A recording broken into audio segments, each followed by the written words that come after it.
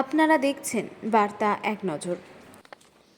গ্রামীণ চিকিৎসকরা সরকারি হেলথ ট্রেনিংয়ে শংসাপত্র দেবার দাবি জানান। পল্লী চিকিৎসক সংযুক্ত সংগ্রহ কমিটি এই সংগঠনের উত্তর 24 পরগনার কার্যকর্তারা আজকেরই জেলার স্বাস্থ্য অধিকর্তার কাছে অভিযোগ জানালেন যে ইনফর্মাল হেলথ কেয়ার প্রোভাইডারদের গভর্নমেন্ট ট্রেনিং হওয়ার পর কোনো সার্টিফিকেট দেওয়া হচ্ছে না। এই মর্মে তারা সিএমওএইচ এর কাছে একটি মেমোরান্ডাম জমা দেয়।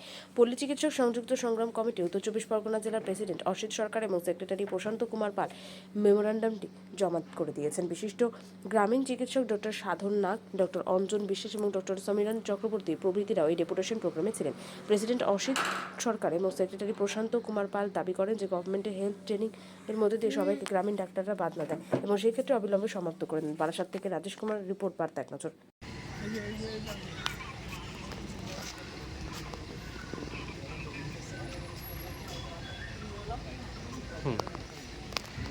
আজকের প্রোগ্রামে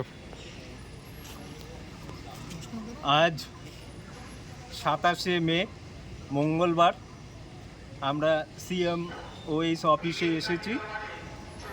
আমরা 5 জন গিয়ে ওনার সাথে দেখা করলাম। উনি গুরুত্ব সহকারে আমাদের দাবিগুলো শুনলেন, শুনে যথাস্থানে উনি পাঠিয়ে দেবেন বলে আমাদের আশ্বাস দিলেন। উনি বললেন যে আপনারা আমার কাছে যা দিয়ে গেলেন আমি স্বাস্থ্য দপ্তরে পাঠিয়ে দেবো এবং পরে আপনারা এর রিপোর্টটা নিয়ে নেবেন আমাদের কাছ থেকে। খুব সুন্দর, ভালো লাগলো ওনার সাথে কথা বলে, আর হচ্ছে ওনার বিহেভিয়ারটাও খুব সুন্দর লাগলো। আর আমরা ওনার সঙ্গে ফটো তুললাম। আর আজকে এখানে এসে আমরা এই ফটোগ্রাফি করছি। আশা করি আমাদের সংগঠনের প্রত্যেক সদস্য এর দ্বারা উপকৃত হবেন। আগামী দিনে যাতে আমাদের ট্রেনিংটা সুষ্ঠুভাবে তাড়াতাড়ি হয় সেই দাবির সমর্থনেই আমরা আজকে এখানে এসেছিলাম। আশা করি আমাদের ট্রেনিং খুব তাড়াতাড়ি শুরু হবে। Thank you.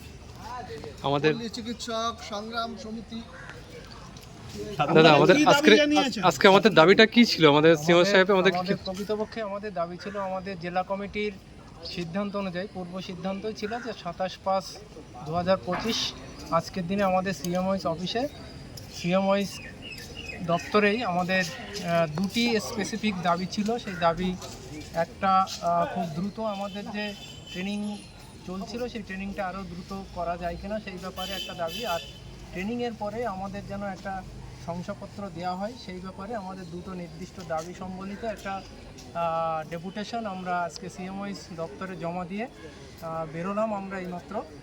উনি আমাদেরকে আশ্বাস দিলেন যথাস্থানে আমাদের দাবি উনি পৌঁছে দেবেন এবং আগামী 7 দিন পরে আমাদের সেই খবর নিতে বললেন, যাতে করে কোথায় আমাদের সেই দাবি পৌঁছানো হলো সেই ব্যাপারে আমরা বিস্তারিত জানব।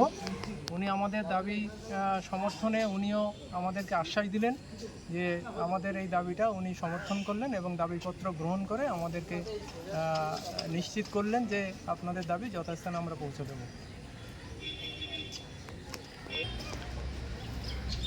মাননীয় প্রশান্তর কাছে আমরা জানতে চাইছি যে এই দাবি আজকে যে সিএমওএইচ সাহেবের সঙ্গে যে দাবিগুলো করা হলো সেই দাবিগুলো যদি পূরণ না হয়, ঠিক মতো না হয়, তাহলে পরবর্তী পদক্ষেপ আপনাদের কী করণীয় আছে?